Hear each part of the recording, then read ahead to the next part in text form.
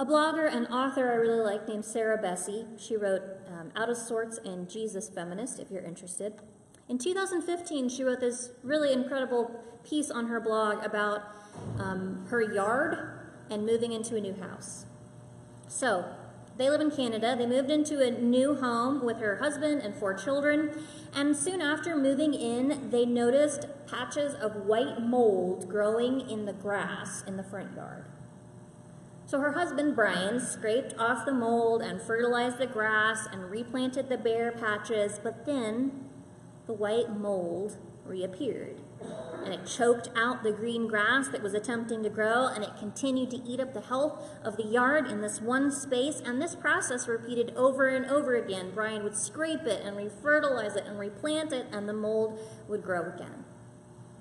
This repeated over and over until an older neighbor who had lived on that street since the houses were built 40 years ago mentioned that there used to be a tree in that exact spot.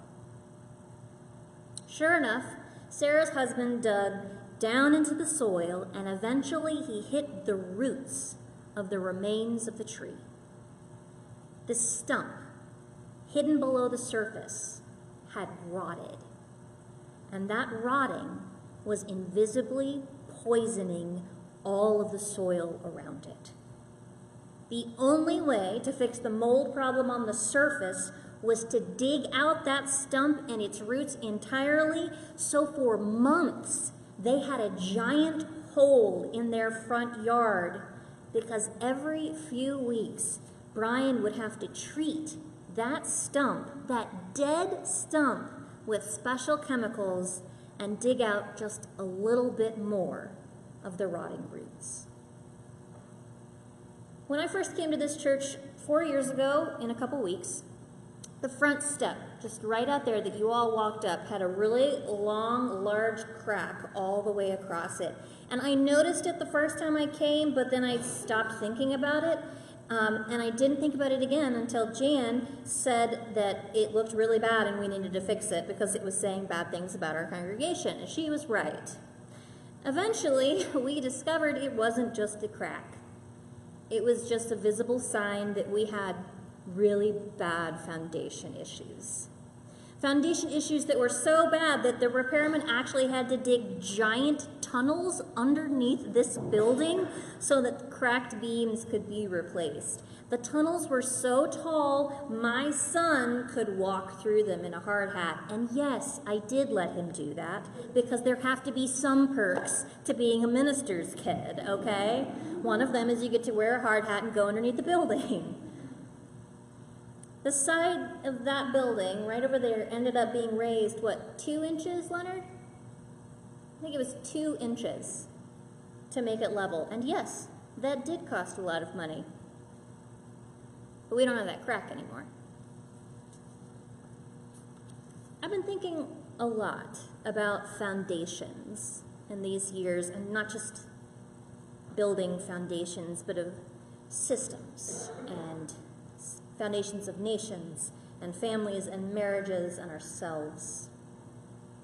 None of us are creatures of a vacuum. None of us are a first cause. The reason that one person never stops struggling, and the reason that one group of people always seems to get ahead, and the reason that that nation is always on the precipice of financial collapse, and the reason we can't get any traction on large-scale change in regard to gun control, all of those reasons, all of those answers are about foundations. And what's down there, what's deep down there, where people and nations and systems and religions are built. Now, I just read to you Matthew's version of the parable of the wise and the foolish builder, but I also think it's helpful to hear Luke's version. This is from Luke version, chapter 6, and remember, it's not the Sermon in the Mount in Luke, it's the Sermon on the Plain. Jesus said, "Why do you call me Lord, Lord, Lord, and do not do what I tell you? I will show you what someone is like who comes to me and hears my words and acts on them. That one is like a man building a house who dug deeply and laid a foundation on rock. And when a flood arose, the river burst against that house, but it could not shake it, because it had been well built. But the one who hears and does not act is like a man who just built his house on the ground without a foundation, and whenever the river burst against it, immediately it fell, and great was the ruin of that house. The one who comes to me, Jesus says, who hears me, does what I tell them, is like a guy who builds a house, and before he even builds it, he digs down real deep. And the first stones he lays are on rock. There have been several times in my adult life when I realized that my foundation wasn't as solidly built as I had thought. I have a very vivid memory of leaving my History of Christianity in Africa class in angry tears because I had just learned that the way I had been taught about my faith had deleted a whole continent from its history. But it wasn't until Mike Brown was murdered in Ferguson, Missouri, and I obsessively watched Twitter of people marching in the streets that I realized that there was something rotting deep down in my foundation. I was like that yard of Sarah Bessie's new house, with dead spots always cropping up no matter how topically I tried to treat them. I was like the front steps of that church, cracks unable to be filled in for very long because the problem was actually structural, way down deep. And then 2016's election happened, and whether you would call it a storm or a river flood or just, fascism, I felt myself become that children's song, and the foolish woman's house went splat. And I have spent subsequent years digging deep down into myself and down into the foundations of the world I live in. And if you were near me when I was doing that, you would hear me mumbling to myself, how did we even get here? Perhaps you are doing similar work on your own foundations. Perhaps that you have discovered similar shoddy building codes, similar vulnerabilities, similar rot that makes you unhealthy. In many discussions of this last year, the elders and I have lamented together over the cruelty, not only of the world at large, but of our local halls and national halls of governance. We've felt this whiplash. You probably all feel reeling from tragedy to tragedy, outrage to outrage, never feeling like we can even breathe. The need to constantly react has become exhausting, but we know that the world will not stop anytime soon being a place of pain. We know that we cannot control what is broken. So we decided in 2019 that we needed to be proactive. We needed, as a congregation, to examine the state of our individual and collective foundations, to make sure that we actually have what it takes to withstand and flourish, no matter what happens in the world. We need to figure out why, too, we are the foolish builder who has heard what Jesus has taught and just won't do it. So, 2019 will be the year that we, together, learn and attempt to practice 12 spiritual disciplines together. So first, I have a book recommendation for you. This year, I will be drawing heavily from a simple and profound book called The Celebration of Disciplines by Richard J. Foster, a Quaker minister. I encourage you to get this book and read it. If purchasing a book is a hardship for you right now, please let me know and I will make sure that you get a copy. Second, a definition for those of you who are thinking, what is a spiritual discipline? Because I didn't grow up in the disciples learning anything about that. Spiritual disciplines are not tedious drudgery by which we prove to other people that we are the most righteous. Spiritual disciplines are tools of liberation by which we throw off the shackles of self-interest, obsessive distraction, and cultivated shallowness in which most of us live. The spiritual disciplines are not strenuous acts of our will by which we change ourselves. The disciplines of prayer and fasting, of meditation and worship, of service and solitude and simplicity, of celebration and confession and submission and guidance and even study are a means of God's grace to us, by which we are repeatedly and continually able to meet and be transformed by God. Richard Foster puts it like this: a farmer is helpless to grow grain. All they can do is provide the right conditions for the growing. They cultivate the ground, they plant the seed, they water the plants, and then the natural forces of the earth take over and up comes grain. This is the way it works with spiritual disciplines. They are a way of sowing to the Spirit of God. The disciplines are God's way of getting us into the ground. They put us where God can work within us and transform us.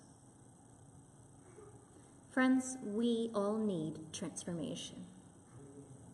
God loves us deeply and absolutely as we are, but that does not mean we still are not in need of transformation. All of us deep down have to reckon with the ways that our foundations are not actually solid or have been poisoned by the roots of a tree we didn't even plant. We just bought the house. To build our lives on Jesus, to cultivate the kingdom of God amongst us and in our communities requires us to get into the ground where God can work on us. And this is not fast work, y'all.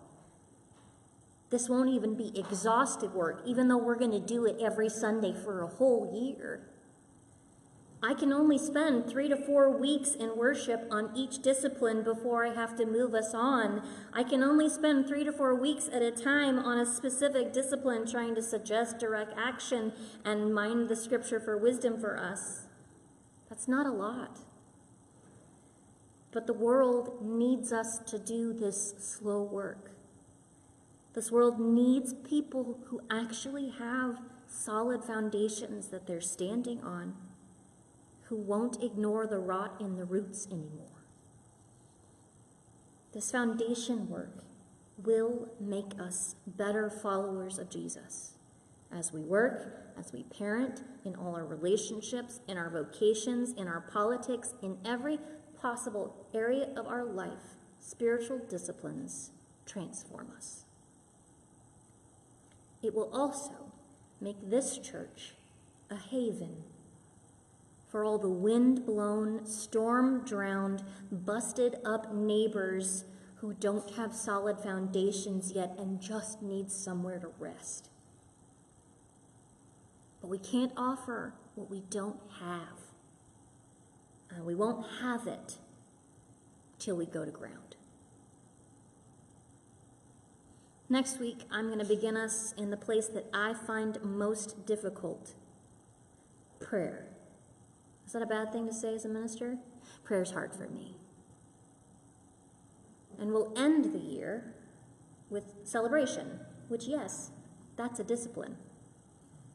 And in between then and now, I hope that you will commit to the liberating work that we are going to have to do together. Because the way they're going to be divided, there are the inward disciplines, things that no one else will ever see, the outward disciplines, the things we do that affect the world around us, and the corporate disciplines. And I don't mean like Coca-Cola corporate. I mean corporate as in us together, the body. Worship is a discipline you can only do with other people. I hope that in 2019 you will keep showing up again and again, when you're frustrated, when you hate the things we're doing because solitude is stupid and where are all the people? That's the one I'm not looking forward to because I don't like being by myself. Maybe you won't be looking forward to simplicity when we talk about selling everything you have and giving it away to the poor.